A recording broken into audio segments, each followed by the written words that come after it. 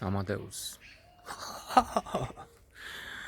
A flamboyant, phenomenal, spectacular, mesmerizing, scandalous, maybe,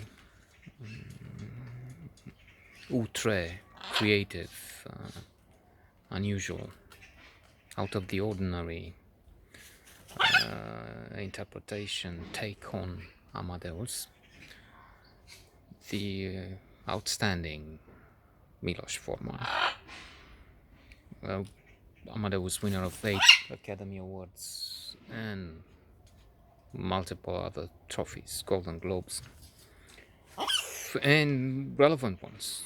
Best Picture, Best Director, Best Actor in a Leading Role. Indeed, both Amadeus and his opponent, Nemesis Salieri, have been nominated. The actors playing those two characters. I'm trying to see what my Mozart is doing here. May destroy something. In fact, this is Puccini and this is Balzac. So literary names as well have been nominated. It's not Amadeus that won the Oscar. It's a symmetry here. Amadeus was genius, and Salieri, as he says at one point towards the end, is the saint patron of the obscure, of the commoner, of the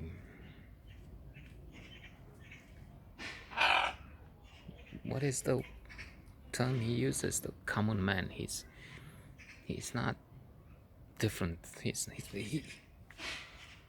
He has a little talent, but compared with Mozart, he is nothing in history, history of music or otherwise.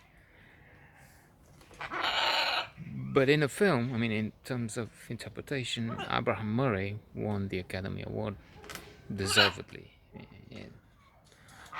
A complex role of a man who is both vicious, envious, jealous, hateful, because he sees the genius of Mozart, who is such a vulgar man, and he's also more sophisticated as a human being, as a composer. He's nothing again against Mozart.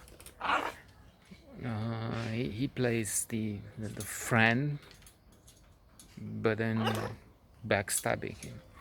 He pretends to help against the emperor, who is also he was nominated for a Golden Globe for Best Supporting Role. All performances are fabulous. Simon Cowell. There's even, I recognize even Cynthia Nixon, famous from what was that series with New York, Sex and the City. Yeah. And a candidate for political office in the Democratic primaries for some position in Congress, maybe. Anyway, she lost. So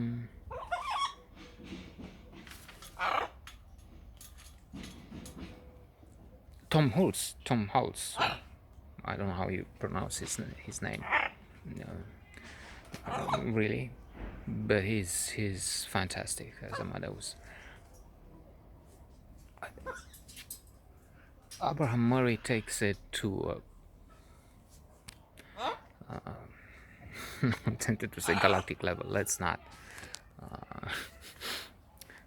exaggerate here, but it's a fantastic movie. It might not be the way it really was. Amadeus is a flamboyant exaggeration.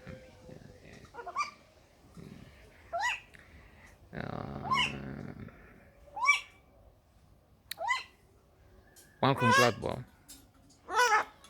one of the most, if not the most influential thinker thinkers of this age, has studied the Amadeus case in his Outliers, his classic of psychology, in which he maintains that 10,000 hours of practice, exercise over 10 years, which means 3 hours every day. There's the magic flute over there, the Papageno or whatever. Do it there with a little bit or much violence in it. No, that just if a leg is lost, I will interfere back there. Hello. So yeah, Amadeus, the child progeny, the child genius, composer, piano player,